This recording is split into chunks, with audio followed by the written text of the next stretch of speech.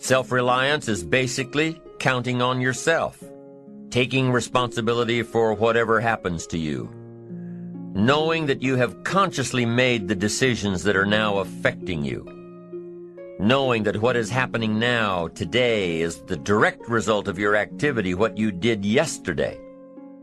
Now, being self-reliant doesn't mean you can't work with others or trust others. Self-reliance means counting on yourself, trusting yourself, being confident with yourself, being responsible to yourself, trusting your own instincts, trusting the conclusions that you have developed from your study of experiences and philosophies, taking the credit that is due you, learning from the mistakes that you have made, being self-reliant.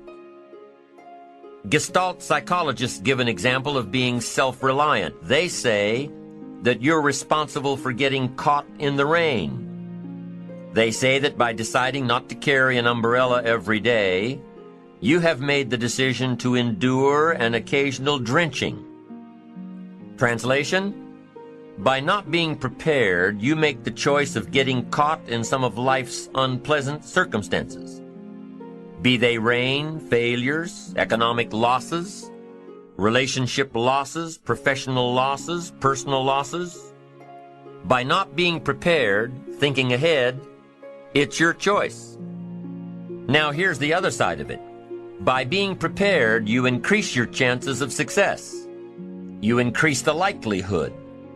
By being prepared, you increase your chances of success, of seizing opportunities when they come your way, of being ready within yourself to take advantage of once-in-a-lifetime situations. Some people tend to blame others for their mistakes, blame others for their failures. Somebody says, it's not my fault the report isn't done, so-and-so didn't do their part. Of course it's your fault. It's your report too.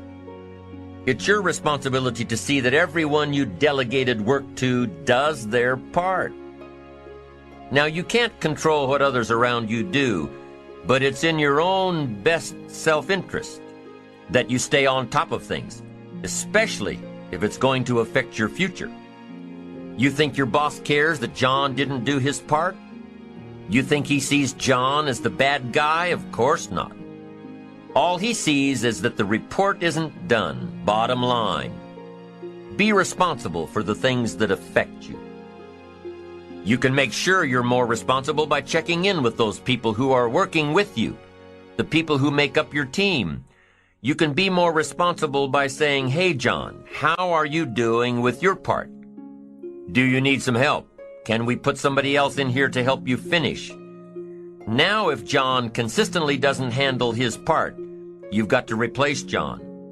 If he isn't doing his share, you've got to find somebody that will. Or what? It will negatively affect you.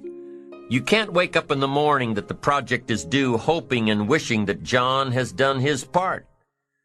No, you've got to be responsible because it's going to affect your career too. Now, my approach to my better future very early on in my career was to just go through the day with my fingers crossed.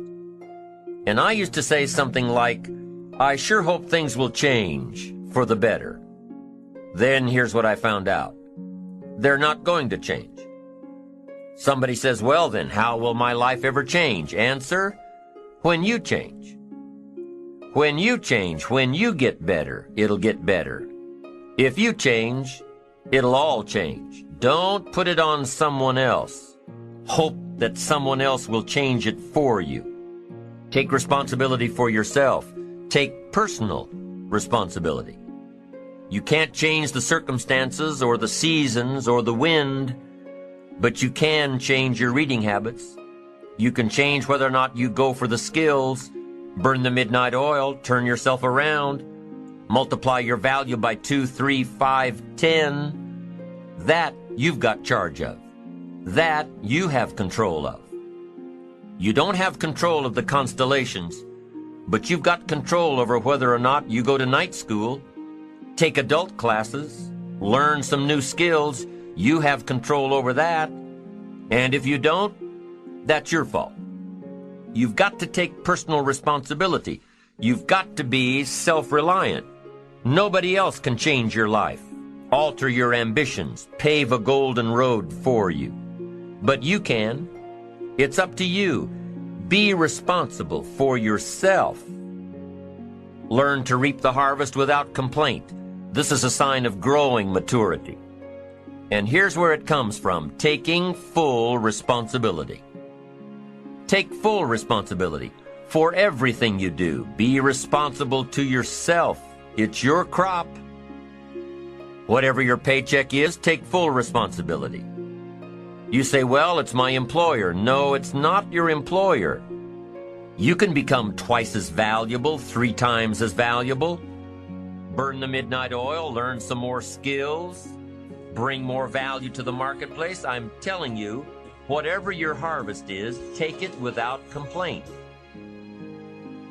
Whenever you prepare correctly, taking all of the steps you're supposed to take, doing everything in your power to stay on track, whenever your preparations lead to success, achieving your goals, you reinforce the disciplines that got you there. Success leads to reinforcement of the proper disciplines. If what you're doing is working, keep doing it. If what you're doing isn't working, change it. How can you isolate what's working for you and what isn't? How can you make sure that you are reinforcing your positive disciplines? Well, if it isn't apparent, easy to see right away, if what you're doing is happening in such small increments that you're not sure if you're on track, then you need to be writing it down. You need to keep a journal anyway. But if you really aren't sure that what you're doing is making measurable progress, you need to keep a written record. You need to write down everything that may be relevant in your day. What you did, who you saw, what you felt, how it may or may not affect you now and in the future. The best way to track your activities of the day is to write them down.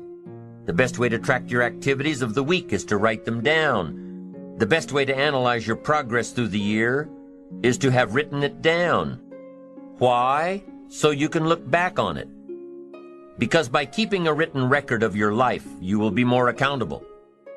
By putting into writing the action steps that you have planned, you will easily see what works and what doesn't. Most people just try to get through the day, never writing anything down, never keeping track of their progress along the way, never really knowing if they are doing all they can to reach their goals, to drive their ambition. But gifted people learn to get from the day. They don't let a day end without picking up some valuable experience, some emotional content, some idea that may positively affect their future.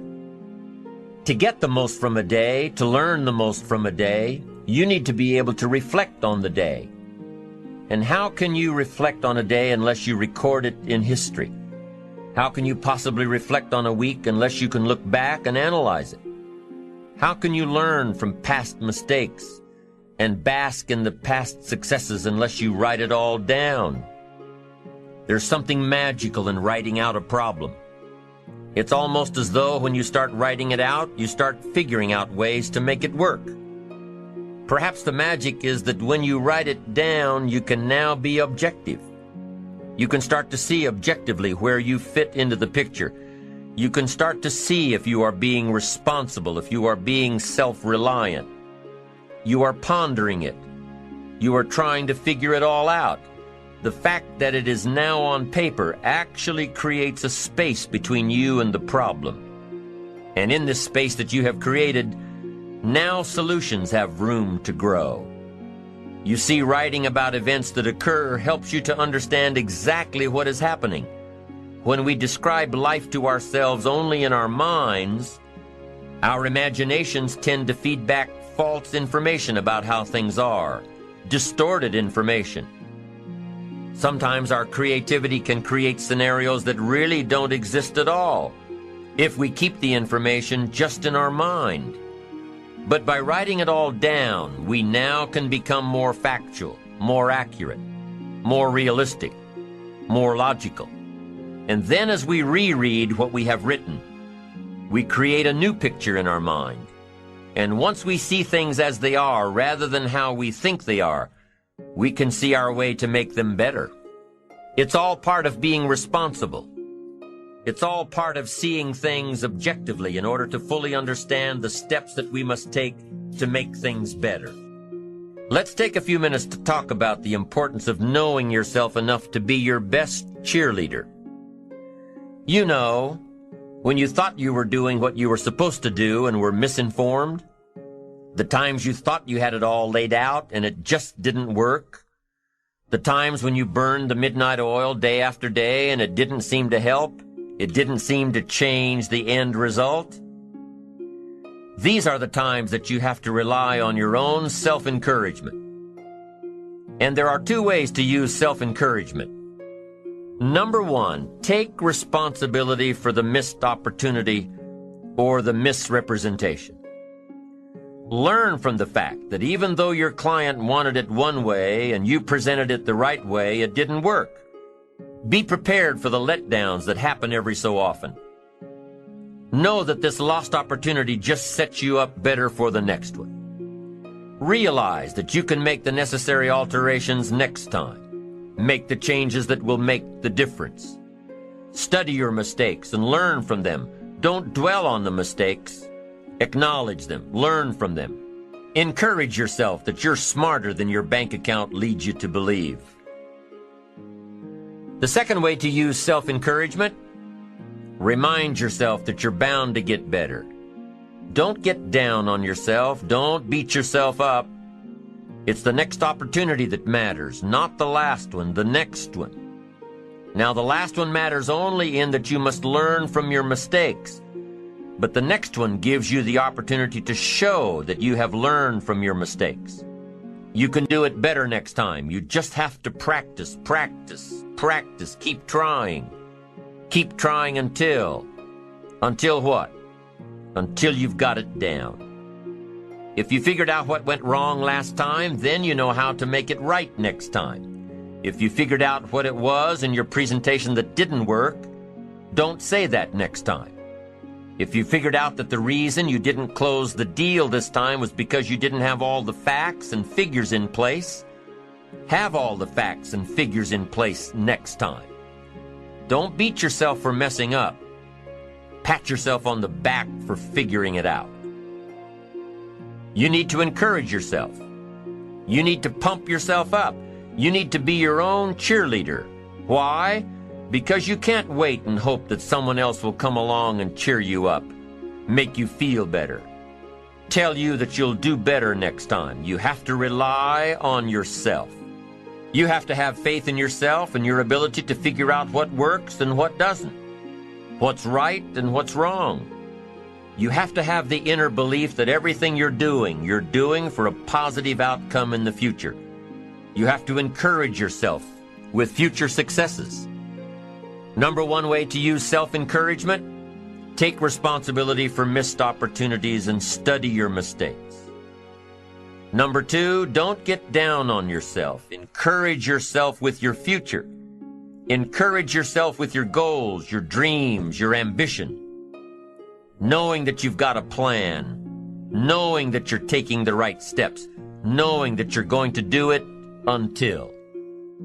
When you miss an opportunity, are unprepared for an opportunity, or suffer a setback while realizing your goals, when you miss out, you need to encourage yourself by immediately getting back into line. There's an old cowboy saying, fall off a horse 7 times, and you're a real cowboy.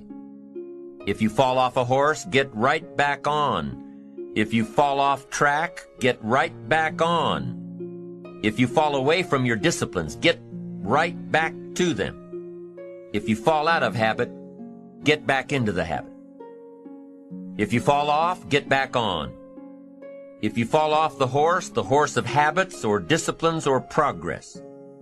If you fall off the horse, get back on. It may be hard, it may be a bit frightening, but get back on. Keep your ambition alive and active and well. We must all suffer one of 2 pains, the pain of discipline or the pain of regret. If you don't spend an ounce of discipline, you'll most likely suffer tons of regret. Discipline weighs ounces, regret weighs tons. It's much easier to be disciplined and have the money than to try to rationalize why you don't. I'm telling you, better a few disciplines than a lack of dignity. Don't wish for less problems, wish for more skills. Don't wish for less challenge, wish for more wisdom. Don't wish for it to change out there. Develop yourself to the point that you can truly and totally rely on yourself.